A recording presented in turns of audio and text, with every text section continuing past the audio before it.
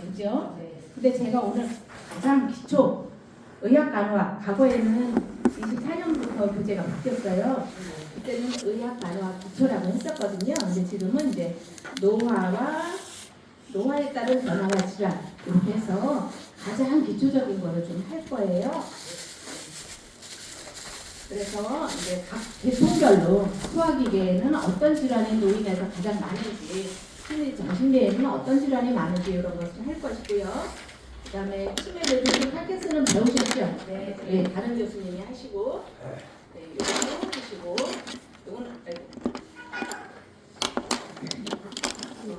요거는 제가 이제 시에 있으면서 우리 요양보호사 선생님들 제가 센터에서 엄윤 선생님 오늘 예. 치과가 과정 선생님 나는 어떤 건가요?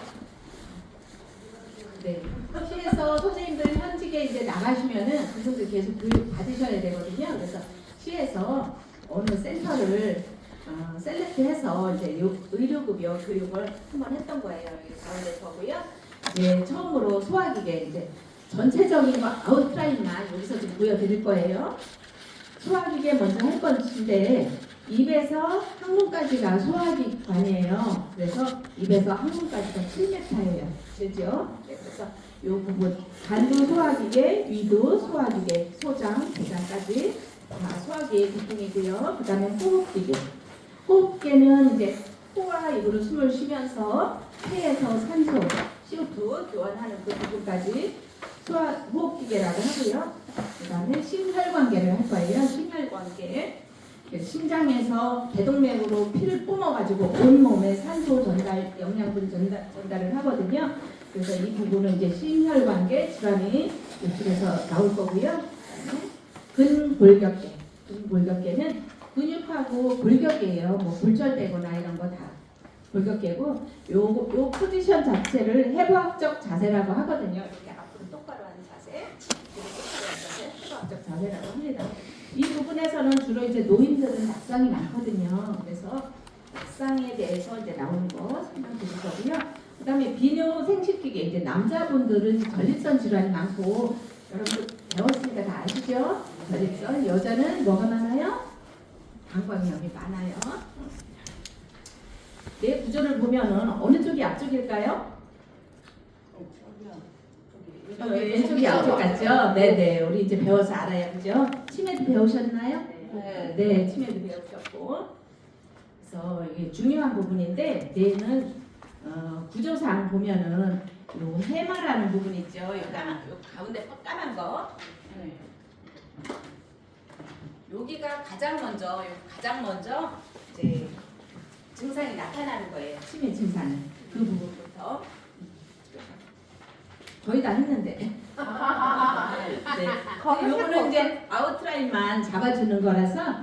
그래서 이제 대뇌를 보면은 전두엽에서는 어떤 기능을 하고 측두엽에서는 어떤 기능을 하는지 이제 구체적으로 나누는 거예요. 그래서 추리력이라든가 공상하는 거 전두엽에서 주로 담당하고, 평형 감각이라든가 빛을 반사하는 거 들어오는 거를 후두엽에서 합니다. 그래서 그다음에 두정엽이 어디일까요? 두정엽이 여기고, 전두엽이 여기고요. 후두엽, 측두엽. 네.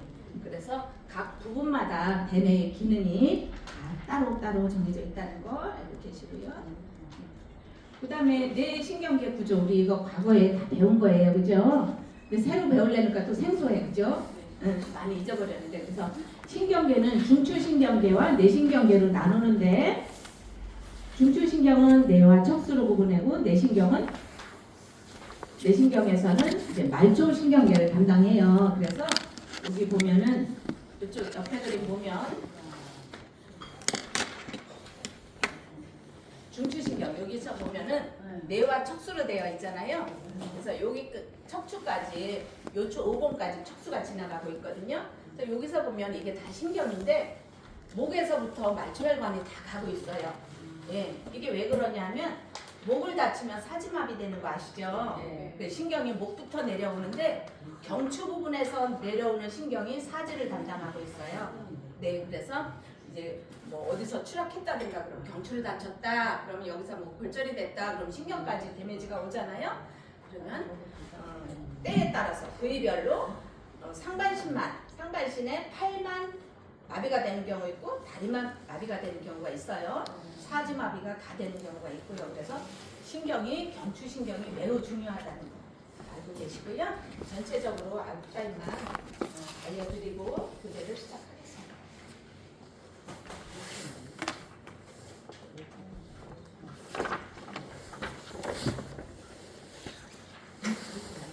이것을 우리 대표님이 모니터 여기서 했었는데 어제 바꿔놓으셨다고 하더라고요. 그래서 여기서 이제 다 보고 하거든요. 제가 지금 익숙하지 않아서 이걸 끌 거예요.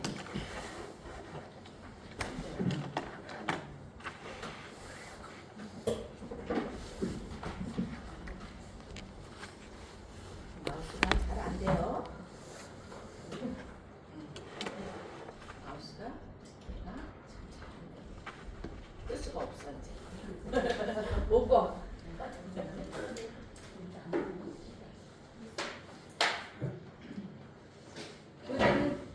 불은 켜셔도 돼요.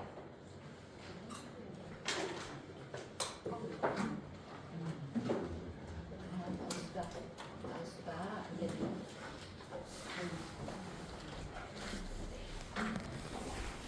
선생님들 이제 거의 13일 날 시작해서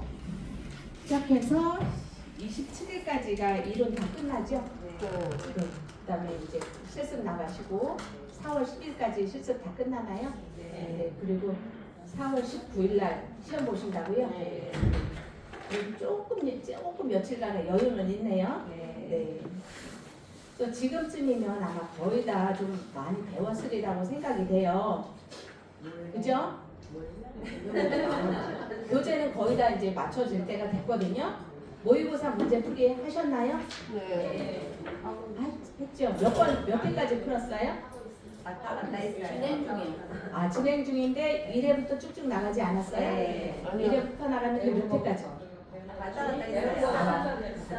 맞아요. 안 배운 모의고사에는 안 배운 것도 나오거든요. 네. 오늘 제가 할 부분은 가장 기초적인 거. 그래서 할 건데 이 부분에서는 의학간호학 기초라서 각 계통별로 어떤 질환이 있고 여기서 위험은 뭐 어느 때 통증이 있고 뭐 이런 게 간혹 이제 시험에 몇 문제 나오는데 적어도 이 분량은 많아요. 분량은 제일 많은데 한 4-5문제 그 정도 나올 거고 예를 들어서 뭐 섭취라든가 배설 이쪽에서 치매 이쪽에는 좀 많이 나와요. 근데 여기는 분량이 많은 반면에 그렇게 많이 나오지는 않는 거예요. 그래서 교재는 162쪽. 162쪽 보시고 여기 보면은 이제 거의 다 빨간 글씨예요, 그죠? 네. 이게 거의 다 한 번쯤 시험에 나왔던 거예요. 그래서 이쪽이 가장 중요한 게 이제 맨 앞부분 여기서 문제가 한두 문제는 꼭 나와요. 네, 읽어드리겠습니다. 선생님들 혹시 주차는 어떻게 하셨어요? 주차.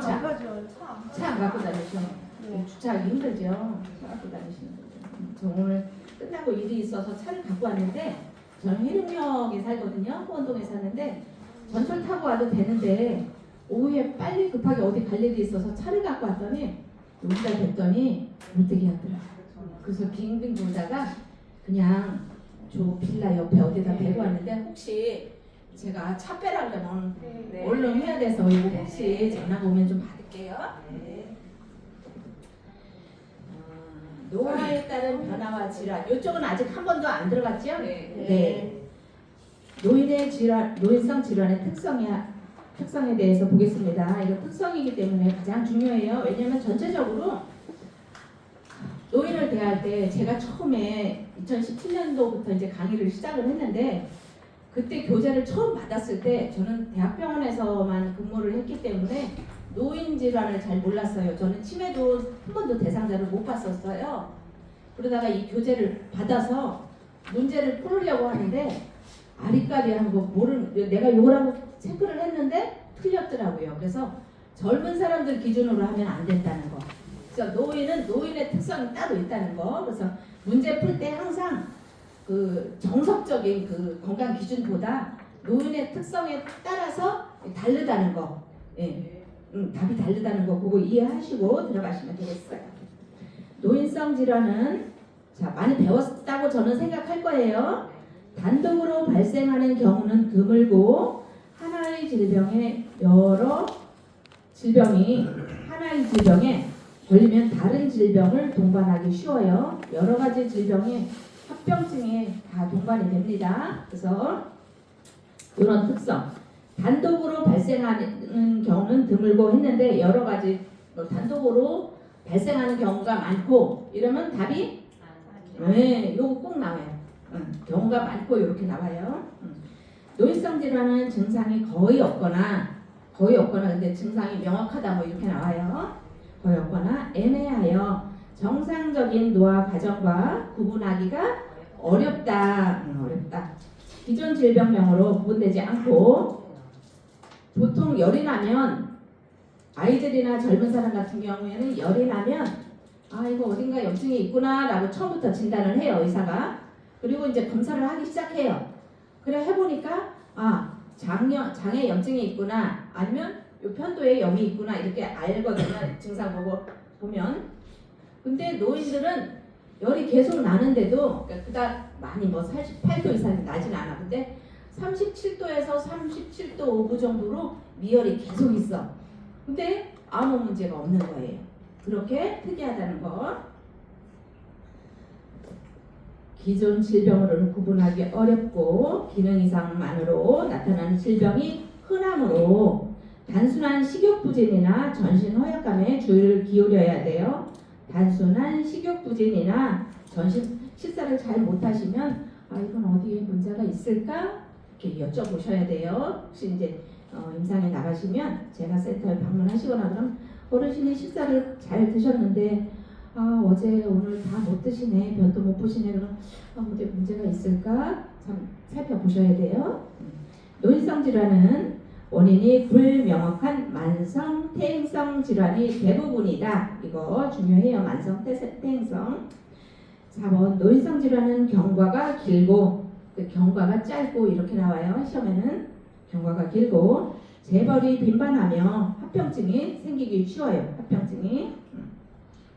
노화에 따라 신장 기능이 저하되어 수분과 전해질의 균형이 깨지기 쉽고 이로 인해 의식장애, 심장 수축 이상, 신경 이상 등이 발생합니다.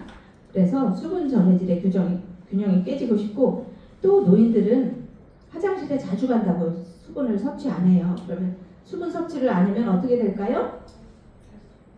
변비가 또 발생이 되거든요. 그리고 입마름도 더 심해지고 그래서 그런 특성들이 있다는 거 알고 계시고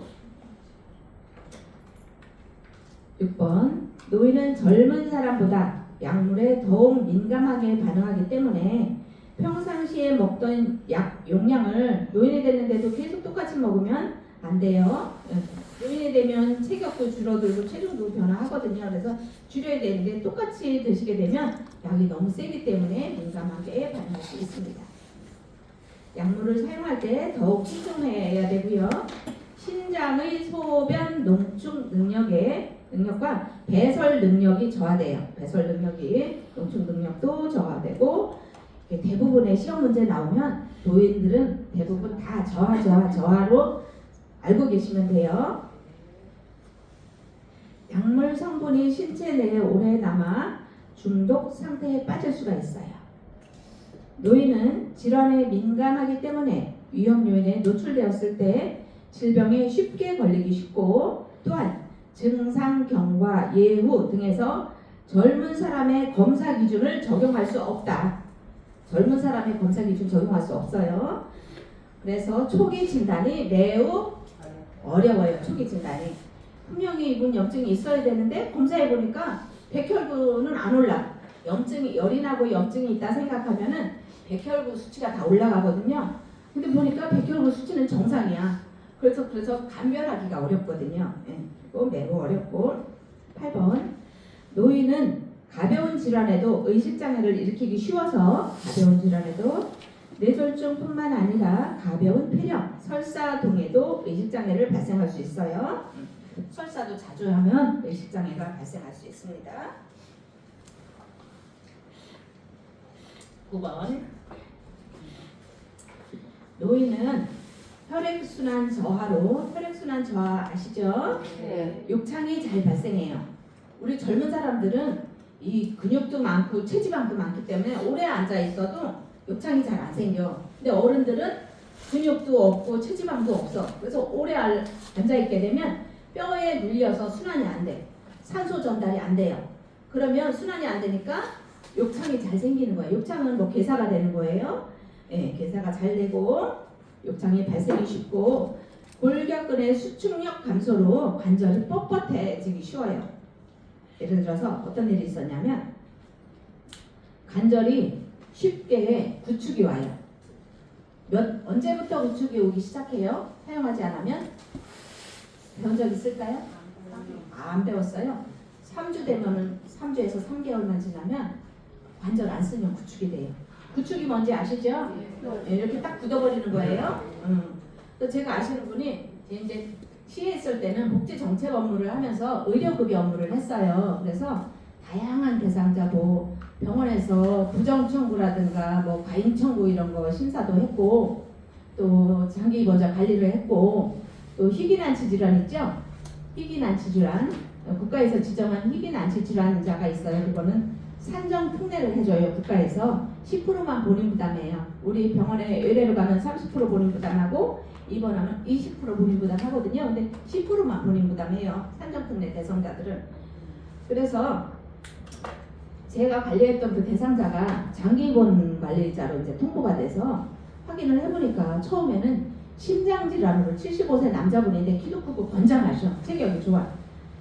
그런데 처음에 심장질환으로 병원을 가게 돼서 입원을 했어요. 근데 퇴원을 할 때가 됐는데 못 걸어서 처음에는 이제 응급실로 해서 119 구급차를 타고 갔어요. 못 걸어서 퇴원을 해야 되는데 집에 가서 혼자 계실 수가 없으니까 기초생활 수급자가 요양병원으로 보내신 거예요. 병원에서. 근데 저 멀리 가셨더라고. 경기도 안산인가 안성인가 그쪽으로 가셨어. 근데 이분이 못 걸으니까 그쪽으로 이제 앰뷸런스 타서 보냈는데 거기 갔는데 변을 보셨는데 대변을 보셨는데 좀 갈아달라고 이렇게 얘기를 해도 안 갈아준대. 기저귀 체인지 할 시간이 아니라고. 여러분들 지금 이제 초기니까 모르셔. 근데 임상에 가보면 그런 경우고 대부분 아시더라고. 현재 어제도 이제 보수교육 받으신 분 보니까 근데 요양원은 그렇지 않다 그러더라고요. 배를 계속 누르면 안 갈 수가 없대. 요양보호사 가서 그때 갈아준대. 근데 인지가 있는 분들은 배를 누르잖아, 그죠? 근데 인지가 없는 분들은 싸고도 몰라. 그러니까 제 시간마다 그냥 확인을 하는 거예요. 근데 그분은 심장질환으로 갔으니 얼마나 인지가 멀쩡해. 치매도 없고. 그래서 내가 똥을 쌌는데 좀 갈아달라고 해도 시간 안 됐다고 안 갈아줬대. 그래서 밤새 설쳤대요. 잠을 못 잤대. 왜냐면 내가 이렇게 옆으로 누우려고 해도 똥이 옆으로 셀까봐 못 돌려놓았다고 하더라고요. 그래서 이분이 내가 어떻게 해서든 내가 열심히 재활치료하고 열심히 운동을 해서 내가 걸어서 나가야 되겠다. 아주 다짐을 했대요. 그래서 수간호사한테 온 거를 막 내가 복지부에도 신고하고 뭐 질병청도 신고하고 어디도 신고하고 다 신고한다고 막 했대. 그랬더니 수간호사가 하는 얘기가 아유 어르신 갈 곳도 없으신데 좀 조용히 계시면 안 돼요? 아무리 그분이 왜 갈 곳이 없어 기초생활 수급자라고 무시하는 거죠. 그죠? 또 집도 있거든요. 기초생활 수급자도 요즘에는 복지 정책이 너무 좋아서 집도 다 줘요. 물론 이제 본인 그 집세는 내야 되지만 근데 뭐 전세임대 뭐 이런 임대도 돈이 싸요. 근데 그분 그 퇴원한 다음에 한번 가봤더니 집도 깨끗한 빌라를 그 임대주택인가 봐요. 깨끗했는데 남자분 혼자 계시니까 아주 너저분하게 집은 새 집인데 너저분하게 늘어져 있더라고요. 그래갖고 본인 스스로 결심을 했대요. 내가 여기서 이러고 있다가는 죽겠구나. 기저귀 안 갈아주면 어떻게 돼요? 욕창 오잖아. 염증 생기고 방광질환 생기고. 근데 그래서 그분이 결심을 해서 걸어서 나오셨어요. 택시 타고 오셨어. 근데 한겨울에 이제 들어갔으니 겨울에 퇴원을 해야 되잖아. 근데 택시 타고 그 119 타고 들어갔으니 겉옷도 충분히 못 가져가신 거예요. 그래서 이제 판이 있고 거기다 입고 가는 옷나컷에 입고 그렇게 춥게 택시 타고 오셨더라고요. 갔더니 그런 얘기를 하시오. 기저귀를 안 깔아줘가지고 잠을 제대로 못 잤다. 그래서 내가 죽기 살기로 재활치료. 그러니까 본인의 의지만 있으면 쓰러져 있어서 편마비 왔거나 이런 분들도 본인 의지가 있어서 열심히 하면은 걸어다닐 수 있으시거든요. 근데 그렇지 않는 분들은 점점 더 악화될 수 있어요. 안 하면.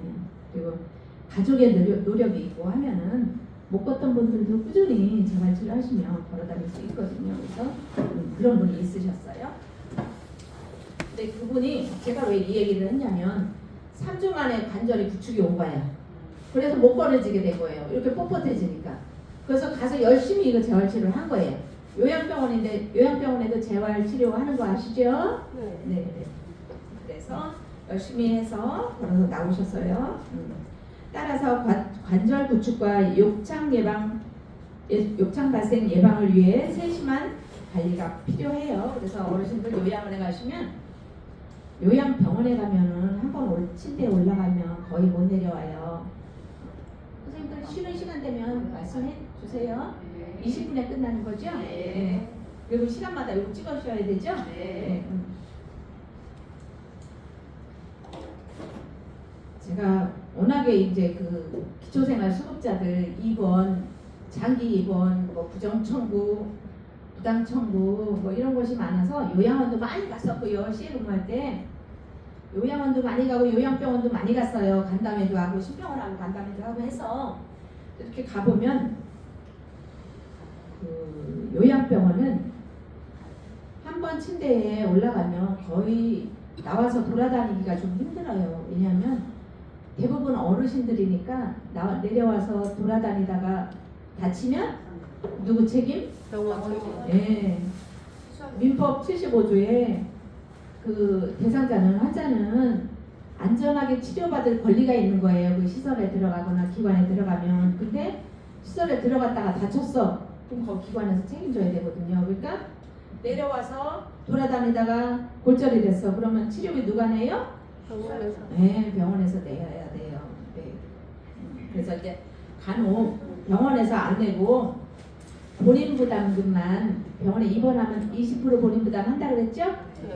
20% 본인 부담금만 이제 기관에서 내주고 환자가 내야 되는 거 기관에서 내주고 국가에다 청구해야 되는 건 의료급여 수급자니까 그냥 의료급여로 청구하게 그렇게 청구를 해요. 그래서 이런 것들은 다 조사건으로 나와. 건강보험 대상자도 보험 안 되는 거 있죠? 자해하거나 타인에 의해서 이게 맞았거나 이러면 보험 안 되죠? 그것처럼 보험 안 되는 분들이 보험으로 의료급여로 청구가 됐다 그러면 한 2, 3개월 후에 다 조사건으로 내려와요. 각 지자체로.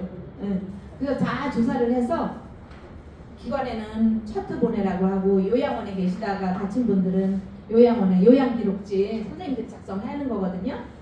요양기록지 보내라고 해서 이제 들어오면 그거 차트 보고 대상자 어떻게 하다가 다쳤는지 여쭤보고 아 이건 급여가 되겠다 이건 급여가 안 되겠다 하면 급여가 안 되겠다 하는 거는 우리가 다 환수합니다. 네, 그래서 의료급여 비용이 사실 엄청나게 많이 나가요.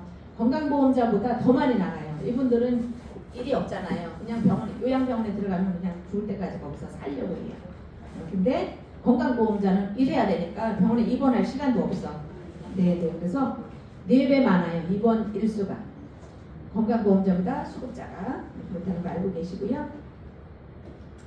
노인성 질환으로 일상생활 수행 능력이 저하되며 질환이 치료된 후에도 의존 상태가 지속되는 경우가 많아요. 어르신들이 그리고 조심성이 많아, 그죠? 그래서 겁나서 잘 못해. 따라서 자신의 일상생활은 가급적 스스로 하게 하여 조심해서 안 하려고 해. 근데 가급적 스스로 하게 해야 돼요. 요거 배우셨죠? 네. 와상 상태가 되지 않도록 도와줘야 돼요. 11번 노인성 질환은 신체적 측면뿐만 아니라 심리적, 사회적, 경제적, 영적 측면이 모두 연관되어 있어 의학, 간호학, 사회심리학, 경제학, 사회복지학 등의 다양한 분야의 총체적인 접근이 필요해요. 그래서 그 기초생활 수급자들은 정말 총체적인 접근이 다 필요한 거잖아요, 그죠? 주거 해줘야지, 주거, 의식주 다 해줘야지, 식생활 해줘야지, 또 교육해줘야지, 의료급여 해줘야지, 식생활 생계급여 해줘야지. 총체적인 접근이 필요해. 근데 거기서 또 뭘 못해. 수급자라서 잘 모르니까. 그래서 사회복지사들이 또 가서 방문해서 다 도와주고 병원도 모시고 가고 해요. 근데 처음에 그 수급자 신청 들어오면 사회복지사들이 다 나가서 조사하거든요. 네, 이런 분들 조사를 하는 과정에 뭐 어떤 도움이 필요하겠다 싶으면 그 조사하시는 분들이 또 병원도 모시고 가서 진단서도 받고 해요. 그런 거 하는 거 모르는 분들이 많아요. 조사자 중에 심지어 자기 이름 쓰시는 것도 못하는 분 많아요. 근데 의외로 한 60년대생 그 정도면 그래도 한글은 다 쓸 수 있다고 생각하잖아요, 그죠? 60년대면. 근데 한글 모르시는 분들이 의외로 있어요. 네. 60년대생이. 말도 안 돼. 그죠? 있어요. 그러니까 그분들은 어려서부터 이렇게 방치가 됐다든가 뭐 그런 뭐 그래서 이제 나중에 연세가 드셔서 기초생활 수급자가 되는 거예요. 실제로 어느 요양 정신병원에 가 있는 분인데 그분이 주민등록 번호가 없어요. 그래서 주민등록 번호를 생성해 주려고 갔었는데 말도 못하고 아무 지식이 없어. 근데 먹을 거, 욕구, 본능적인 거. 갈 때 우리 이제 팀에서 초코파이를 사가지고 왔거든요. 초코파이랑 뭐 이렇게 좀 사가지고 왔어. 수급자고 병원에 있고 보호자도 아무도 없고 하니까 누가 와서 찾아와 주거나 이분은 주민등록 번호 자체가 없어서 생계비도 못 받아.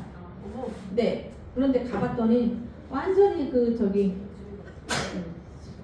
동물하고 비슷하다고 할까? 그런 먹는 욕구 그런 것만 있어요. 그리고 복도에서 그 정신병원에 입원해 있는데 그런 분이 생기면 어느 지자체에서도 이렇게 좀 취득을 해줘야 되는데 질문해도 다 안 나와. 검사를 해도. 그러니까 어려서부터 아예 그런 거는 이제 글씨 모르죠? 갖다 버린 것 같아요. 어떤 시설에서 했어도 애들 때면 학교 가잖아요. 시설에 있어도 그죠? 교육시설에 있어도 그것조차 안 된 것 같아요. 근데 초코파이는 먹어봤기 때문에 그게 누구가 애들이 거기 있는 환자들이 초코파이라고 하면 그건 들은 거니까 안 잊어버리는 거야. 그죠? 먹을 거니까. 예, 먹는 거에 대한 본능이 기본 본능이잖아요. 그러니까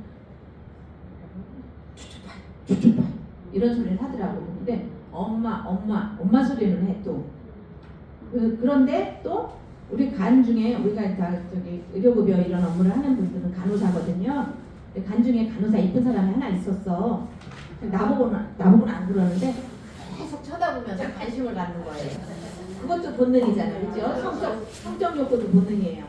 또 이쁜 건 또 알아. 근데 그분이 계속 바지 벗고 막 이렇게 돌아다니는 거예요. 남자. 근데 보기에는 머리도 빡빡 깎았어. 정신병원에 있으니까 빡빡 깎아서 20대 후반이나 이렇게 보여. 20대 후반이나 30대 중후반 정도로 보여. 빡빡 깎았으니까 잘 가늠은 못하겠어요. 근데 그런 분이 어느 지역에다 이렇게 갖다 버리면 그 지역의 지자체에서 발견된 장소가 거기 수급자가 되는 거예요. 그러니까 서울에서 그런 분이 돌아다니는 분이 생겼다. 그럼 경찰이나 어디서 이렇게 그쪽 병원에 어디다 모셔다 줘야 되잖아. 치료받을 권리는 있으니까. 그럼 거기서 치료하고 퇴원해야 되는데 퇴원을 안 해. 병원으로서는 또 마이너스잖아요. 그죠? 해줄 것도 없는데 이것만 하고 있으면 그럼 병원에서 밤에 태워가지고 어디다 갖다 그냥 이렇게 내려주면 거기서 또 배회를 하고 다니다가 그 지역에서 또 발견이 돼. 낮에 누군가에 의해서 신고가 됐어. 그러면 신고가 되면 또 경찰이 나갈 거 아니에요.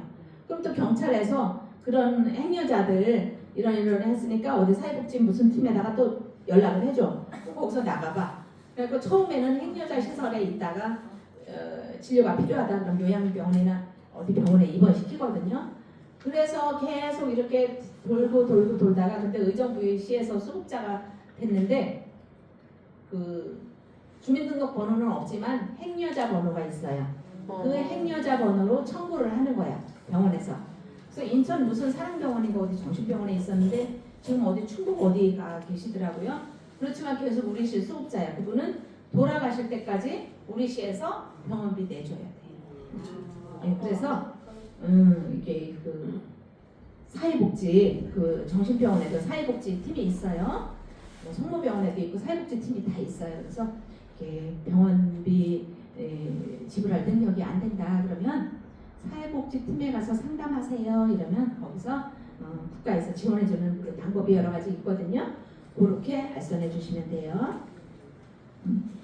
이제 신체 계통별 주요 질환 할 건데요. 아까 우리 처음에 소화기계 봤어요, 그죠? 소화기계 책에 보면 입에서 항문까지 맨 끝에 있는 거가 이렇게 꺾였잖아요. 그거를 S3 결장이라고 해요. 식도 앞에 있는 게 기관이에요. 식도는 뒤쪽에 있어요. 그래서 숨을 못 쉬고 여기가 퉁퉁 부어서 숨을 못 쉰다 그러면 입으로 숨을 못 쉬면 산소 해줘도 산소 서큘레이션이 잘 안 되면 여기 목 따는 거 아시죠? 트라케오스톰이라고 하는데 기관이 앞에 있어요. 앞에 있기 때문에 여기를 이렇게 따는 거예요. 요 식도는 뒤쪽에 있고 그 입에서 식도 쪽으로 넘어가는 부분을 인두라고 하고 간도 소화기계 질환이에요. 그 다음에 위가 요렇게 꼬부라져 있죠? 이거를 배를 복부 마사지 해줄 때 시계 방향으로 마사지 해준다, 시계 반대 방향으로 마사지 해준다 있거든요? 그거 할 때 위가 어느 쪽으로 돼 있어요? 꼬부라진 게? 시계 방향으로 이렇게 꼬부라져 있잖아, 그죠? 위에 생각하시면 돼. 잊어버리지 말라고 제가 요 말씀드린 시계 방향으로 복부 마사지 해줘야 돼요. 왜냐면 노인들은 복부 운동이 안 되기 때문에 변비도 잘 생기는 거예요. 그래서 복부 운동만 잘해줘도 변비 안 생길 수 있어요. 그래서 그거 말씀드리는 거고 겉에 소장에서 안에 뿔뿔 조그맣게 있는 게 소장인데 여기서 영양분, 산소 다 흡수를 해요. 영양분 대장에서 흡수하는 거는 수분이에요. 그래서 대장에서 며칠 동안 변을 안 받다 그러면 이 대장이 똑똑하지가 않아서 계속 머물면 머물수록 계속 수분을 흡수해. 수분이 흡수하면 어떻게 돼요?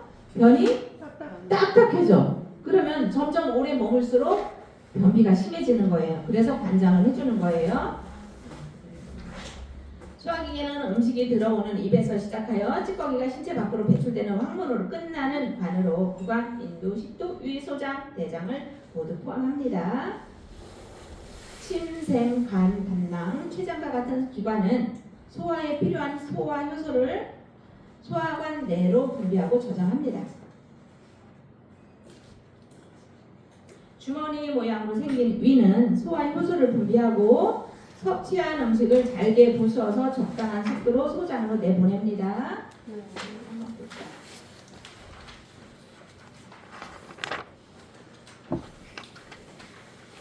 여기 보시면 그림을 보시면 혹시 담도암 말 들어보셨죠? 네. 담도암은 간암도 아니고 췌장암도 아니고 위암도 아니거든요. 그래서 여기가 간이에요. 간 밑에 이 초록색 보이죠? 요게 쓸개예요. 쓸개. 담낭. 담낭. 그래서 담낭에 돌이 꽉 찼다 그러면 어떻게 담낭 없애버리기도 해요, 그죠? 네. 간혹 쓸개 빠진 사람이라고 하죠. 그 쓸개 없애버리면 쓸개 빠진 사람이에요.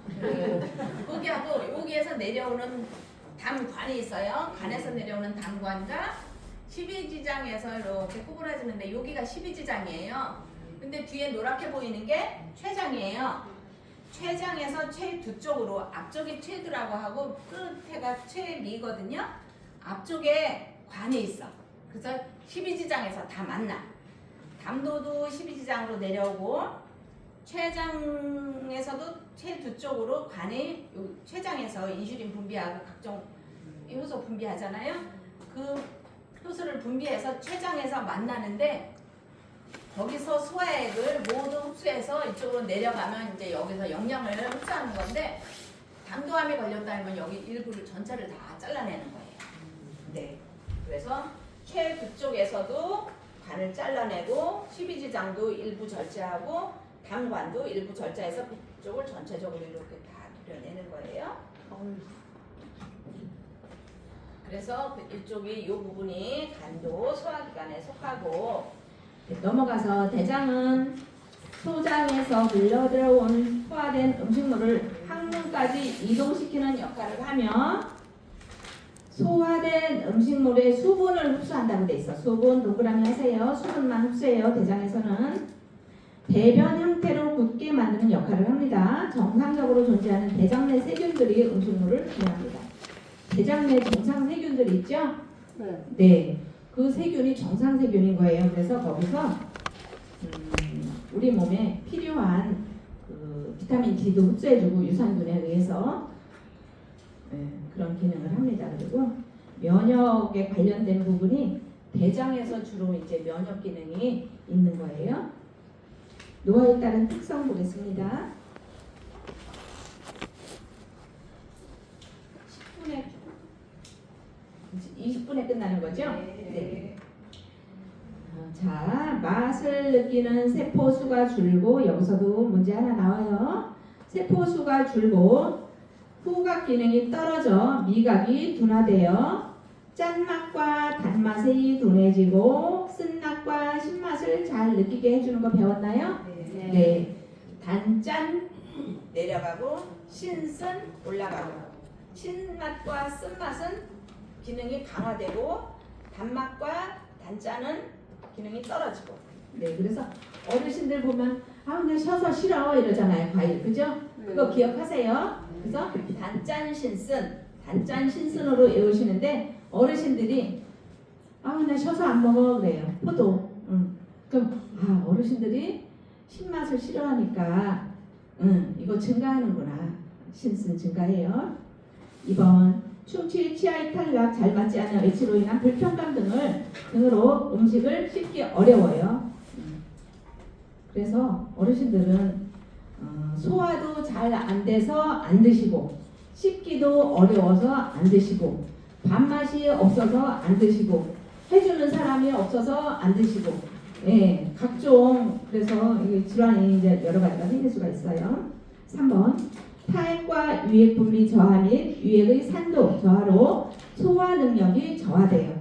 그래서 어르신들 어느 분 보니까 소화가 안 돼서 계속 1년 내내 소화약을 달고 계세요. 근데 이분은 어느 병원 약을 가도 약이 나한테 안 맞아. 근데 저 영등포 어디에 신월동인가 가면 어느 병원에 거기를 그쪽에 살다 오셨는지 그쪽까지 이 위장약을 타러 가셔. 거기 거는 맞는데요.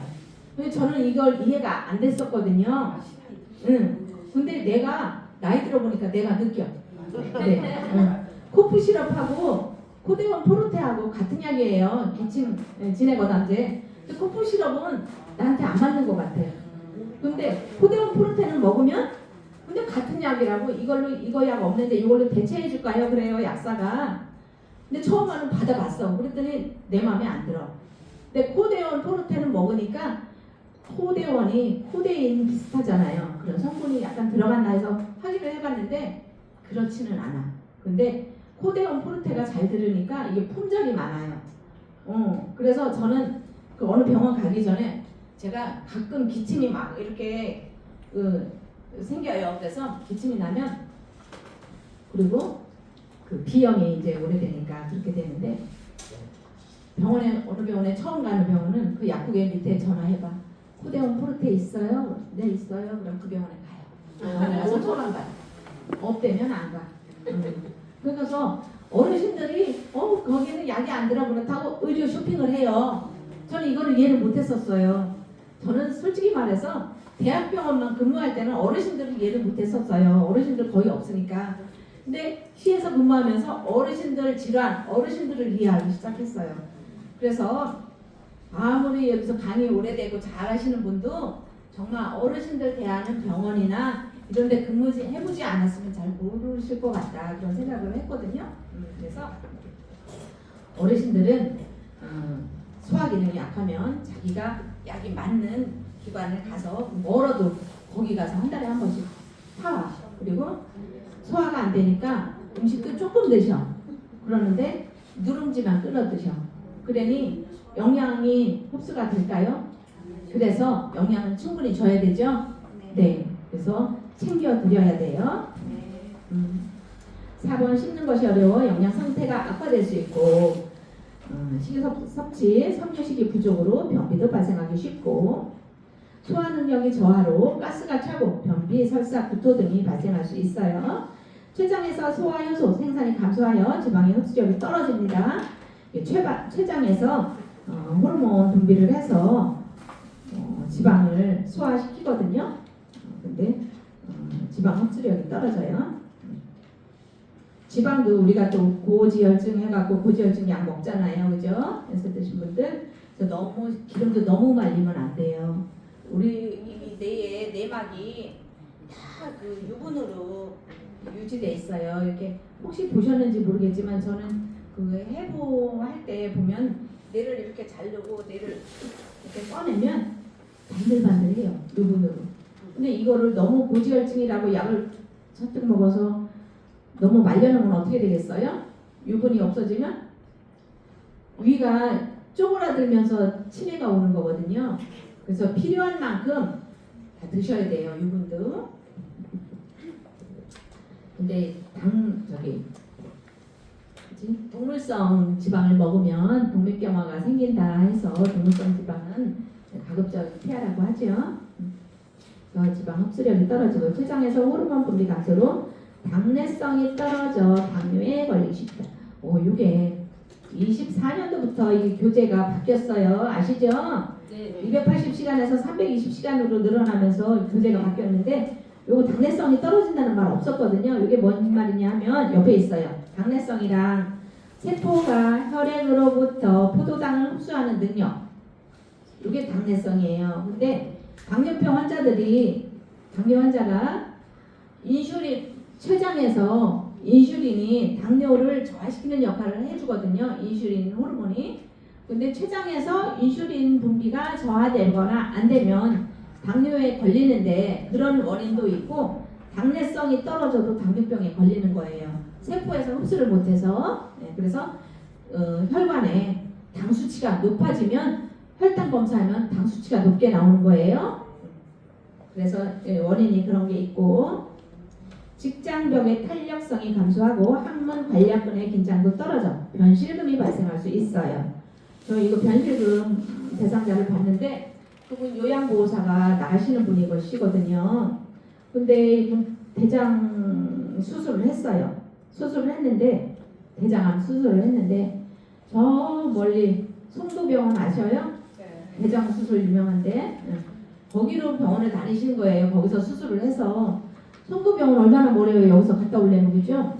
근데 요양보호사가 그날은 또 안 따라가셨나봐. 이제 멀고 시간도 넘치고 하니까 안 따라가셨는데 이분이 병원에 갔다 오다가 석계역쯤에서 변실금이 된 거야.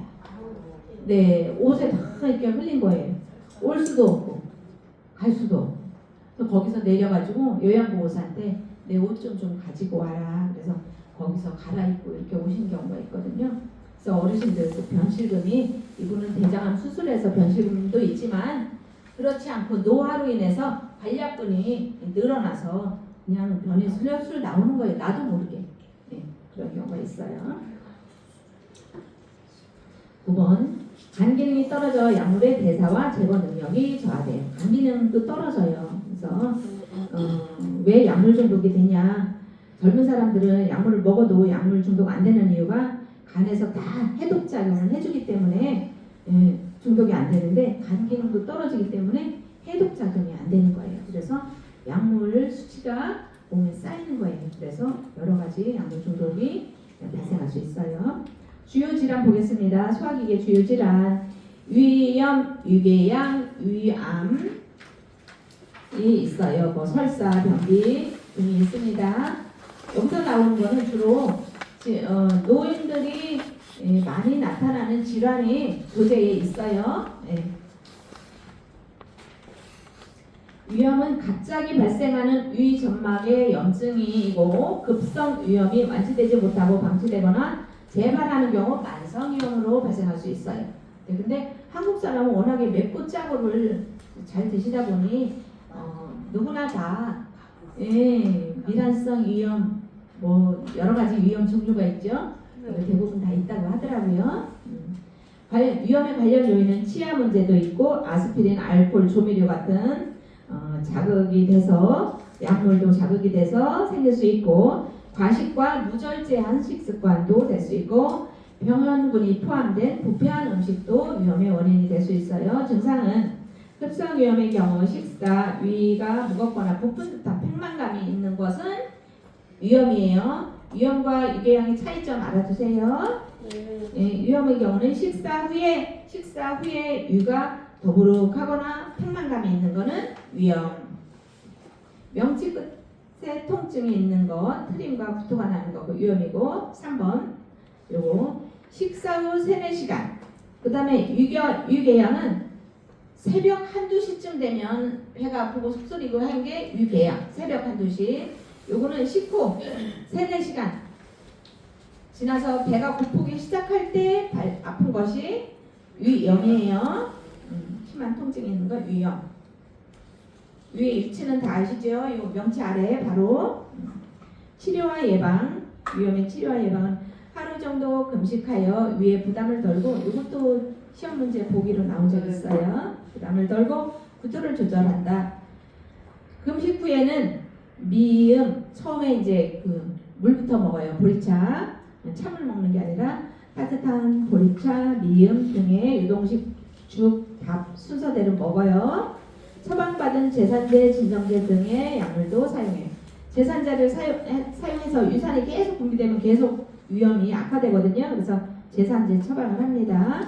진정제 드시고 과식, 과음 피하고 너무 뜨겁거나 찬 거 드시지 말고 자극적인 음식 피합니다. 유궤양 보겠습니다. 유궤양은 위벽의 점막뿐만 아니라 근육까지 파고 들어가서 궤양이 생긴 것을 유궤양이에요. 근육층까지 손상된 것은 위장병인데 이거 유궤양이고 정확한 원인은 알려져 있지 않으나 다음과 같은 관련 요인이 있대요. 자, 뭐 때문에 유궤양이 발생하는지 봅시다. 잘못된 식습관으로 인한 위점막 손상, 스트레스, 담배, 알코올, 커피, 해열제, 진통제, 소염제 잦은 사용, 위에서 분비되는 소화 효소에 의한 위점막 손상, 계속 위산이 분비되거든요. 우치실 유인의 헬리코박터균에 의한 감염. 이거 시험에 나왔어요. 헬리코박터균에 의한 질환은 1. 위염, 2. 유궤양 뭐예요? 유궤양. 이거 헬리코박터에 밑줄 치세요. 유궤양의 증상 속쓰림, 소화불량, 새벽 1-2시에 발생하는 속쓰림 이것도 시험. 속쓰림과 상복부에 불편감이 있는 거 새벽 1-2시 유궤양. 네. 우리 거의 이제 끝나갈 때 되고 하니까 이런 건 아주 그때그때 외워버리세요. 네. 치료와 예방은 이거는 뭐 약 드셔야죠. 그죠? 약도 조금 뭐 하루 이틀 3일 먹다가 아우 안 아프네 하고 끊어버리면 안 돼요. 처방받은 거 다 드셔야 돼요. 그럼 다시 또 만성 위염이 돼서 유궤양이 또 될 수가 있어요. 약물 요법과 함께 식이요법, 충분한 수면, 심신 안정이 중요하고 규칙적인 식사를 하고 유궤양이 있을 때는 자극적인 거 피하고 가급적이면 흰죽으로 드시면 좋아요. 유궤양으로 진단된 후에는 절대적으로 금연하여야 되고 진통제를 먹어야 할 경우에는 반드시 점막보호제를 함께 복용해야 돼요. 점막보호제, 제산제예요. 유출혈, 유천공, 유협착 등의 증상이 발생한 경우에는 지체 없이 병원에서 처방받아서 약을 드셔야 됩니다.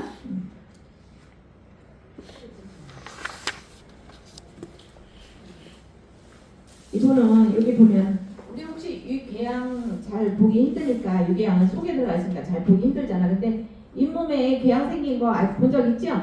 잇몸. 처음에는 칫솔질 하다가 이렇게 푹 찔렀어.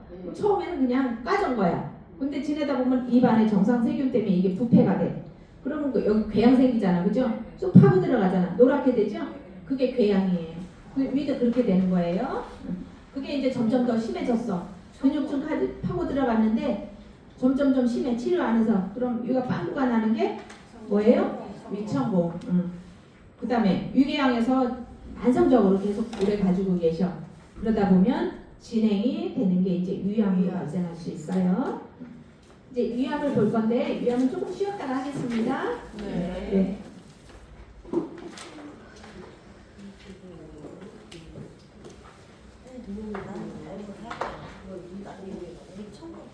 올려봐.